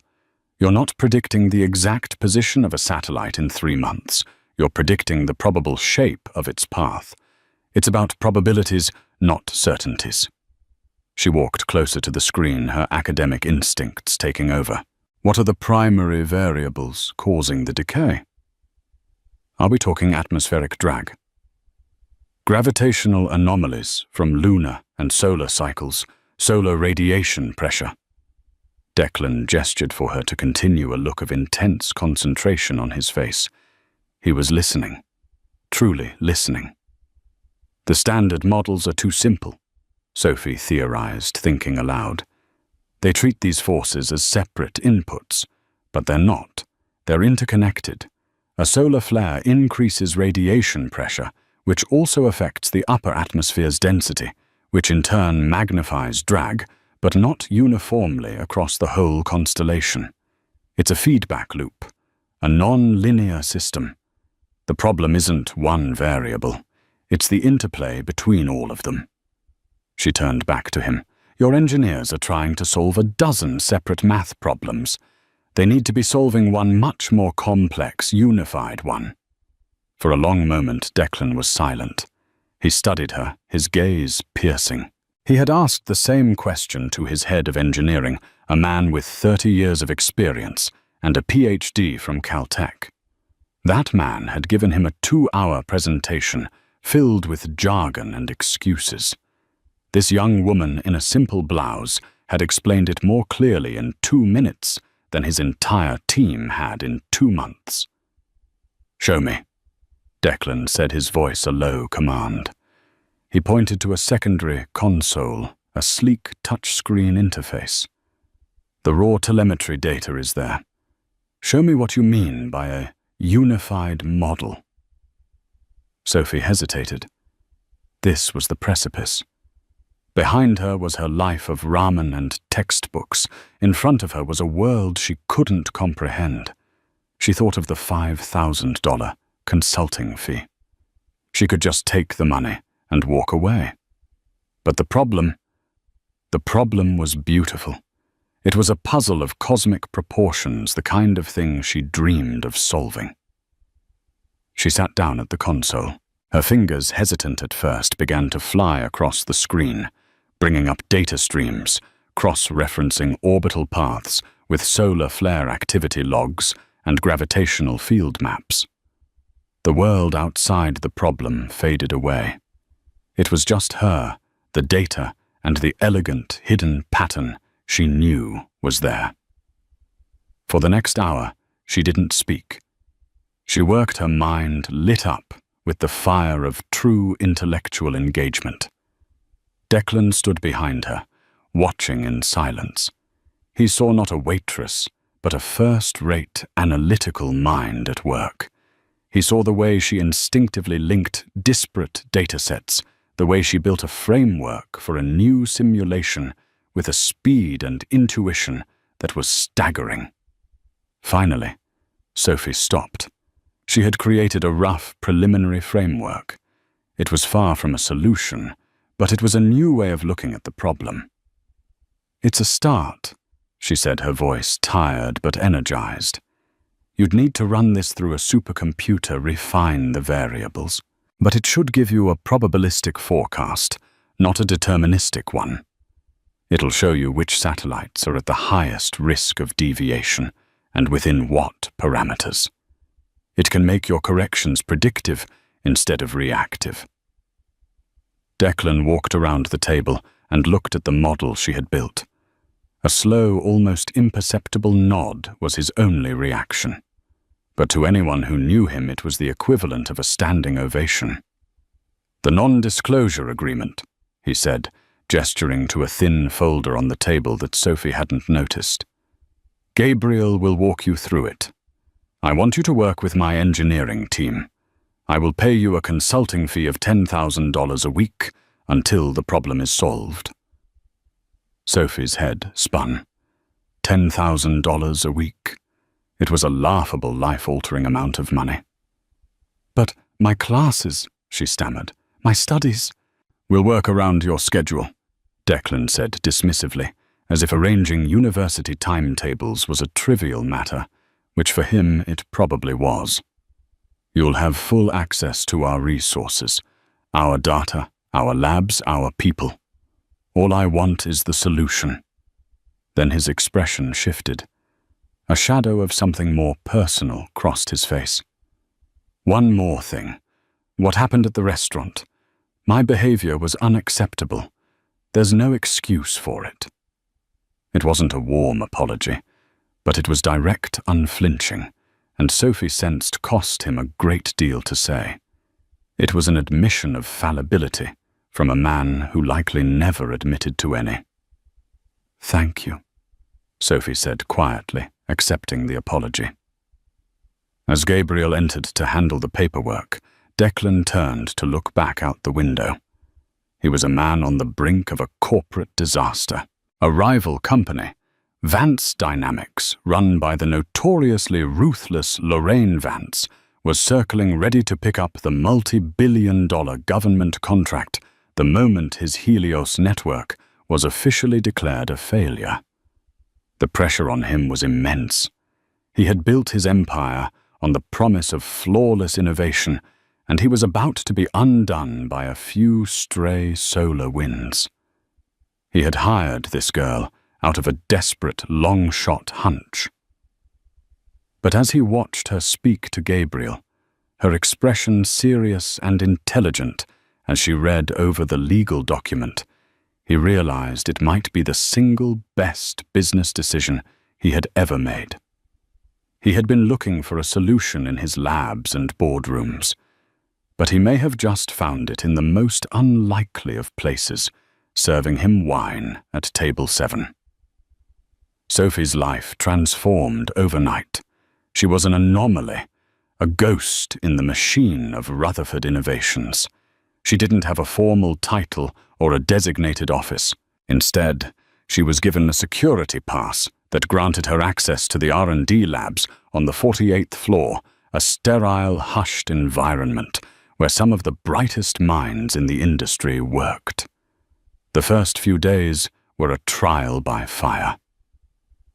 Declan's engineering team, led by a veteran engineer named Dr. Peterson, the same nervous man from the dinner, treated her with a mixture of awe and deep-seated suspicion. They had been briefed by Declan himself told only that Miss Walsh was a specialist consultant with a unique perspective. They saw a young woman barely out of her teens, dressed in jeans and a university sweatshirt, who had somehow become their boss's pet project. The resentment was palpable. They would listen to her suggestions in meetings with polite, blank expressions, only to dismiss them the moment she left the room. They saw her as a curiosity, a savant perhaps, but not a real engineer. Sophie, however, was not interested in their approval. She was interested in the data.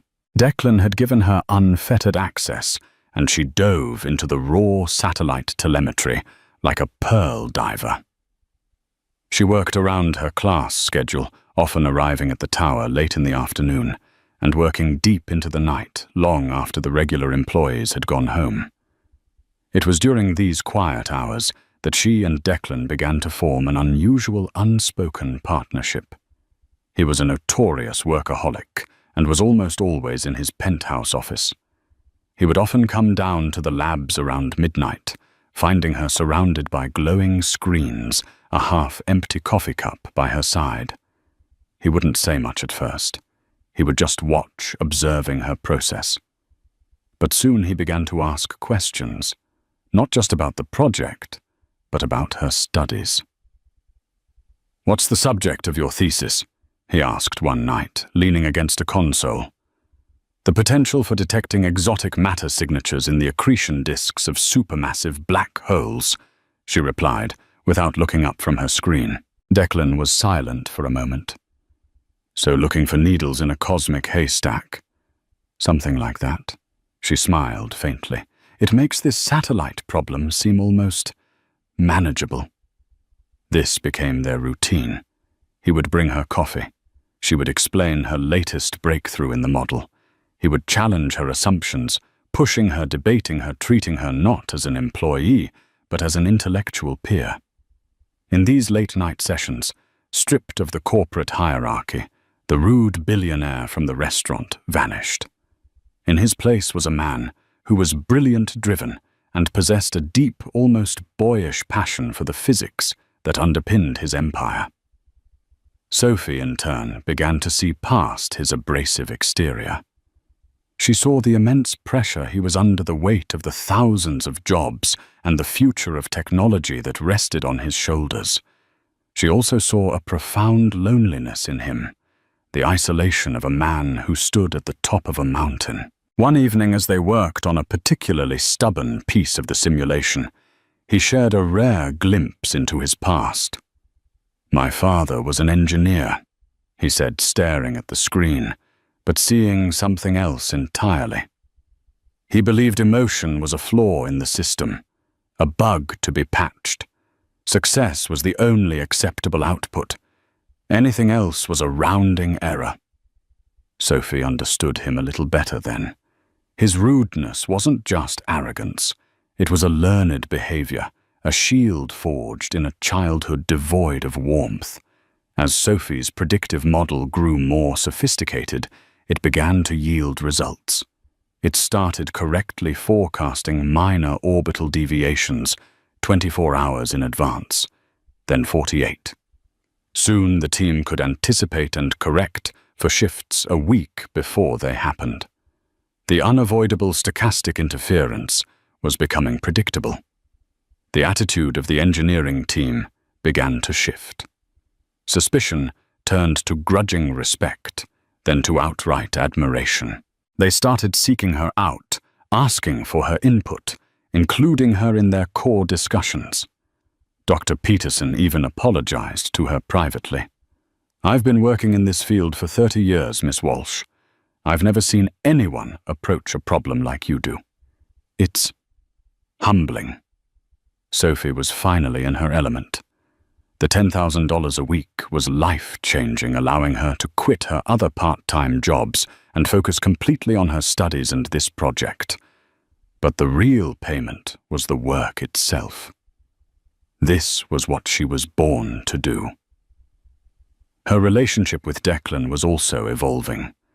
The professional respect was now tinged with a delicate, unspoken personal connection.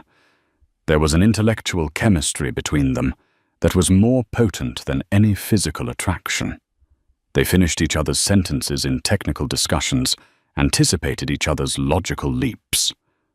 One Friday night, after a major breakthrough, they found themselves the last two people in the entire R&D department. The city lights twinkled below. "We should celebrate," Declan said suddenly. "You've done in 3 weeks what my team couldn't do in 3 months." He didn't suggest a fancy restaurant.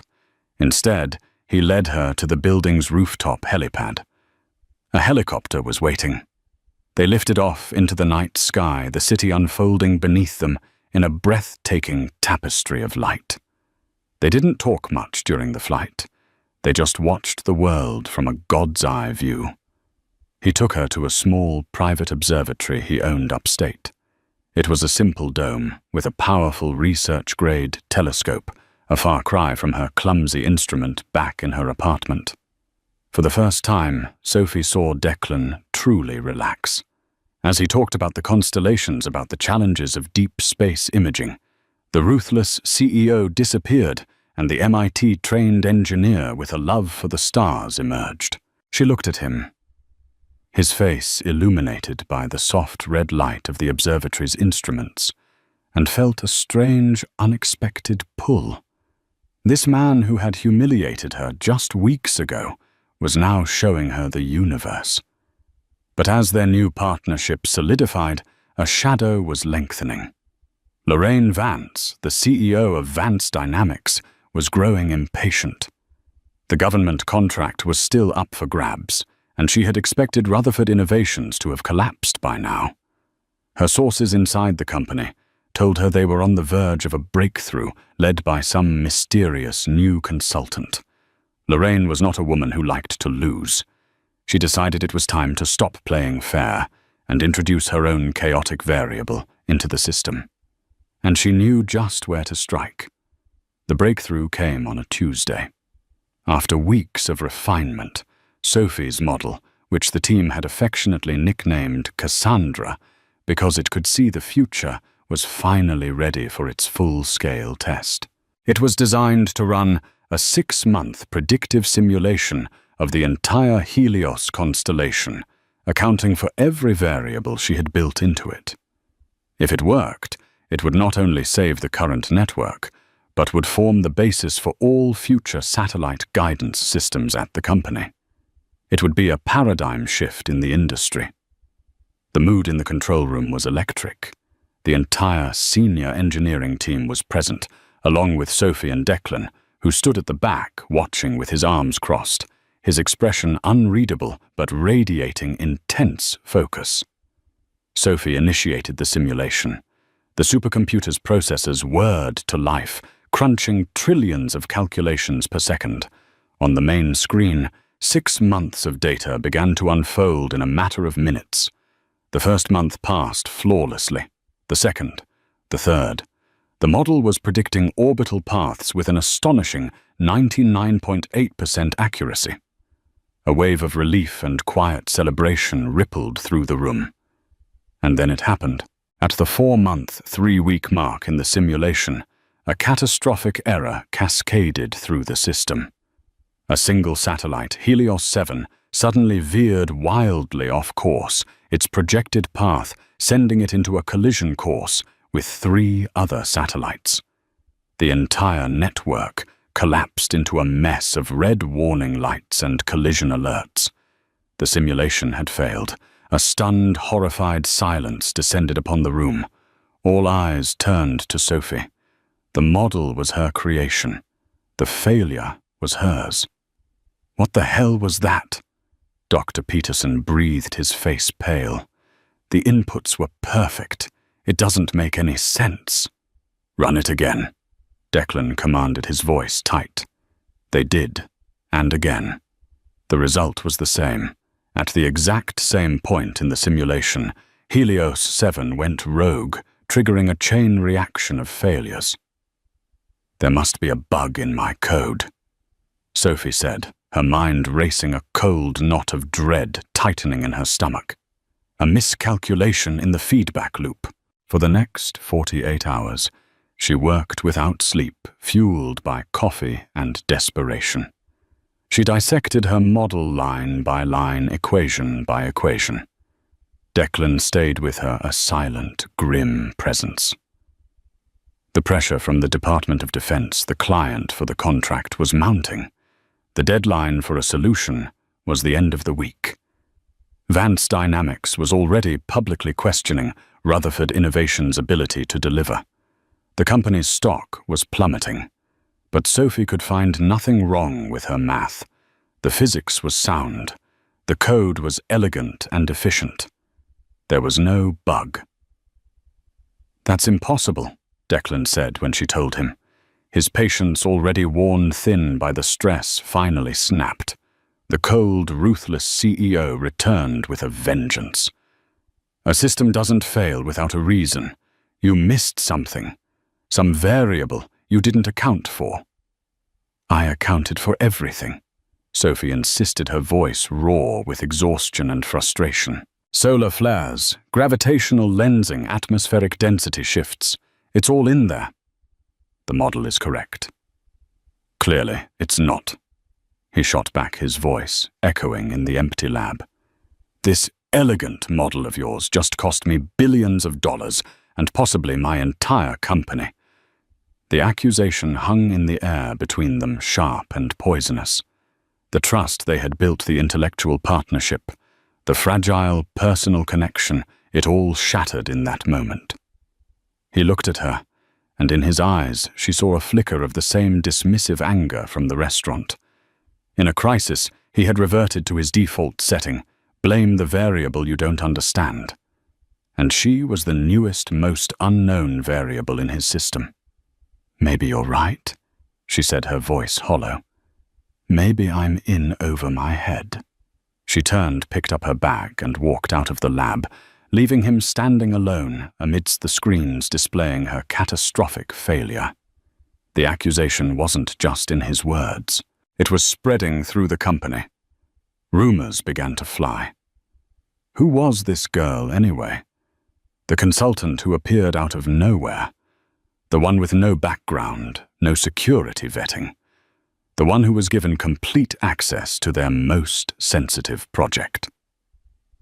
The next morning, Declan was in a crisis meeting with his board when Gabriel entered and placed a tablet in front of him.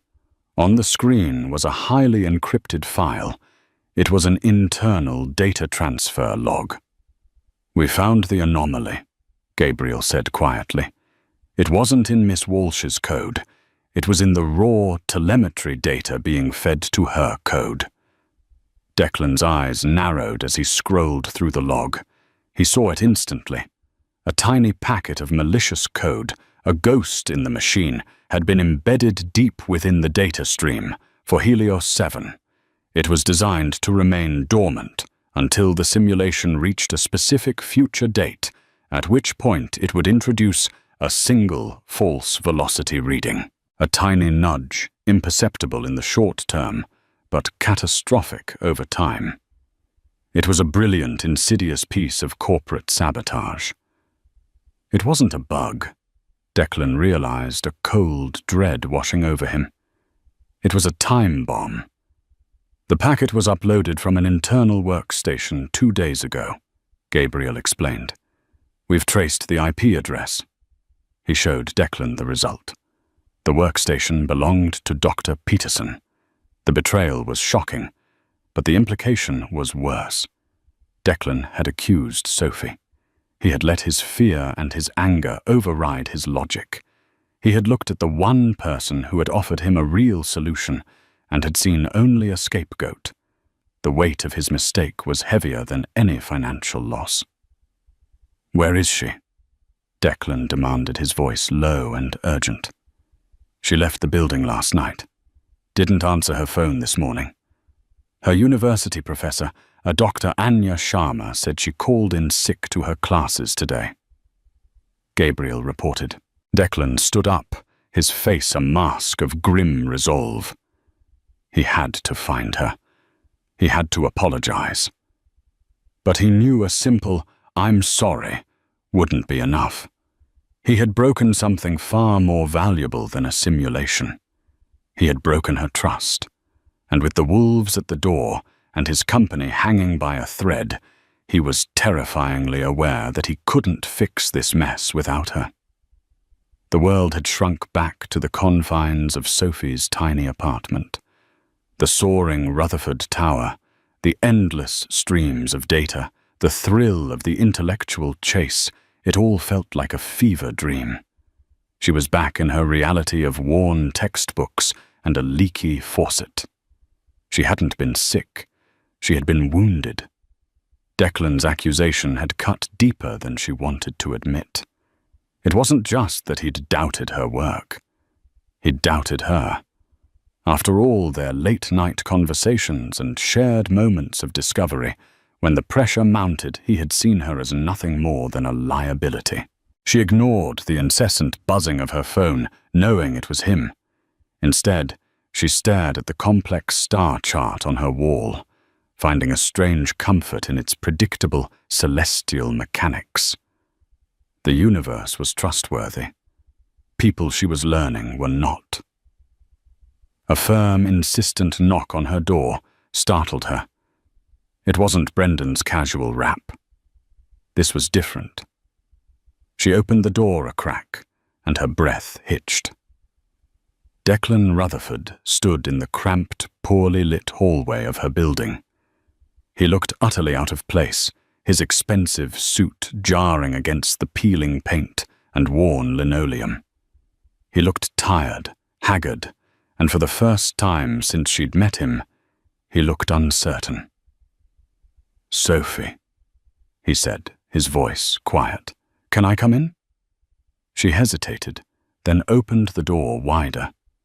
He stepped inside his large frame, seeming to shrink the already small room. His eyes swept over the stacks of books, the equations scribbled on a whiteboard, the telescope pointed out the window. He was seeing her world, her real world, for the first time. "It wasn't your code," he said, getting straight to the point. "It was sabotage.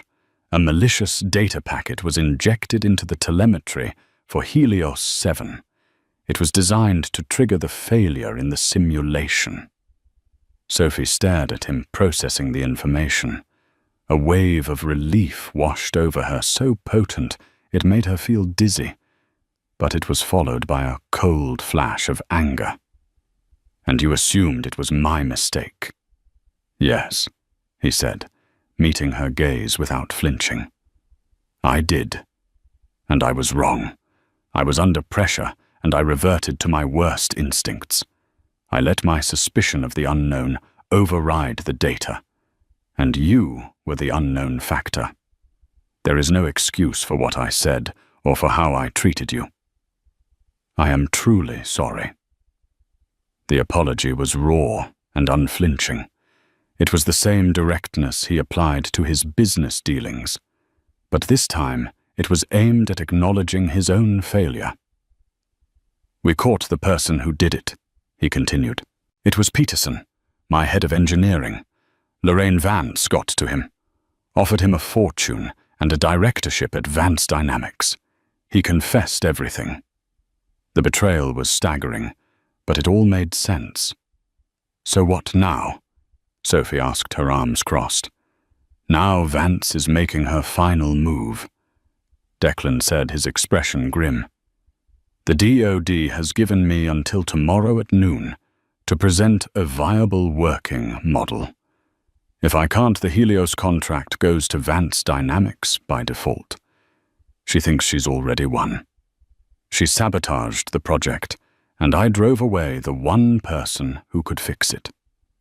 He took a step closer. "I was wrong about you, Sophie. Deeply, fundamentally wrong. I don't just need your mind to solve this problem. I need you to trust me again. And I know I haven't given you any reason to." He wasn't commanding her. He was asking, pleading. The billionaire titan was stripped bare of his arrogance, showing a vulnerability she never thought possible. Sophie looked around her small apartment. This was her safe place, the world she controlled. Going back with him meant re-entering the chaos, the high-stakes world of corporate warfare.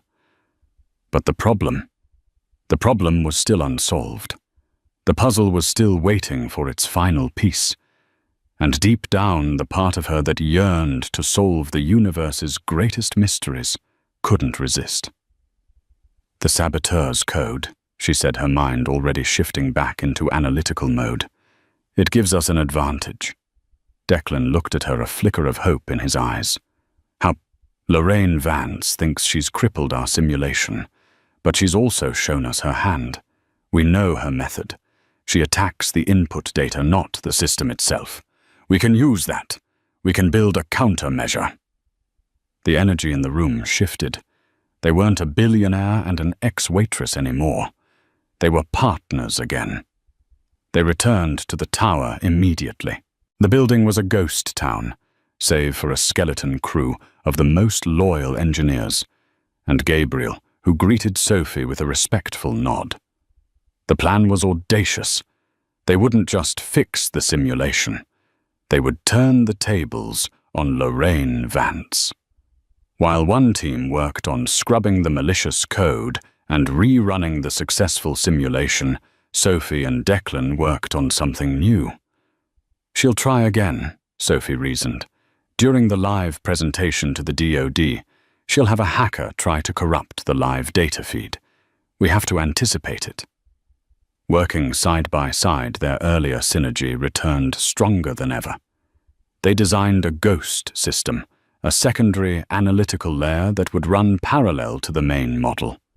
Its sole purpose was to analyze the incoming telemetry in real time for any sign of tampering, any data point that deviated from the model's predictions. It would not only identify the attack, but could trace its digital signature back to the source. They worked through the night, a frantic, caffeine-fueled race against time. As the sun rose over the city, casting long shadows across the control room, they were finally done. At 11 a.m., the video conference with the Department of Defense generals and Lorraine Vance began. Declan, looking calm and collected, started the presentation. He explained the initial setback, framing it as a hostile stress test of their security protocols. Then he launched the live demonstration. On one screen, the Helios constellation moved in perfect, predictable harmony. On another, Sophie's ghost system silently monitored the data streams. Halfway through the presentation, it happened. A tiny red alert flickered on Sophie's screen. A new data packet originating from an external IP was attempting to alter the feed for Helios 11. The ghost system instantly isolated the malicious code, neutralized it, and most importantly, traced it. And one final feature, generals, Declan said, his voice like ice, a predatory smile touching his lips. Our system's integrated security can identify and trace any attempt at external interference in real time. He brought the trace data up on the main screen. The IP address was displayed in bold white letters. Beside it was its registered location, a server farm owned and operated by Vance Dynamics. The line went silent. Lorraine Vance's face, visible in her small window on the conference call, froze in a mask of pure fury and shock. She had been caught exposed in front of her prize client. One of the generals cleared his throat. Mr. Rutherford, we are most impressed with your security measures. The contract is yours. The call ended. The control room erupted in cheers. Declan ignored them all. He turned and looked at Sophie, who was watching him with a small, tired smile. He walked over to her, his expression serious. You did it. We did it, she corrected him. He reached out, and for the first time his touch was not accidental. He gently brushed a stray strand of hair from her face. I'm offering you a permanent position, he said. "Head of the new Astrophysical Analytics Division. You can name your salary. You can write your own ticket." Sophie smiled. "I have one condition. Anything. The company has to fund a new wing for the Northwood University Physics Department and create a full scholarship program for underprivileged students in STEM fields." Declan looked at her, and the last remnants of the cold, arrogant billionaire melted away. He saw not just a brilliant mind, but a good heart. He saw a woman who hadn't forgotten where she came from, even when she was staring into the cosmos. "Done," he said without hesitation. He then lowered his voice. "I have a condition of my own." "What's that?" "Have dinner with me tonight. No wine." Sophie laughed, a real, genuine laugh. "I think I can agree to that." Their journey hadn't started with a fairy tale meeting, but with a collision of worlds, an act of arrogance, and a splash of red wine. But on a napkin, Sophie had written an equation, and in doing so, she had solved for more than just a satellite's orbit. She had solved for the hidden variables in a man's heart, and in the process had changed the trajectory of both their lives forever. And so a moment of arrogance born from a spilled glass of wine became the unlikely start of an unbreakable partnership. Sophie's story proves that true worth is measured not by a uniform, but by intelligence and integrity. Declan learned that the greatest assets aren't on a balance sheet, but in the people you unexpectedly find. Their journey is a powerful reminder to never underestimate anyone, because you never know who holds the equation that can change your entire world. If you enjoyed this story, please show your support by hitting the like button, sharing it with a friend, and subscribing for more unforgettable tales. Let us know your favorite part in the comments below.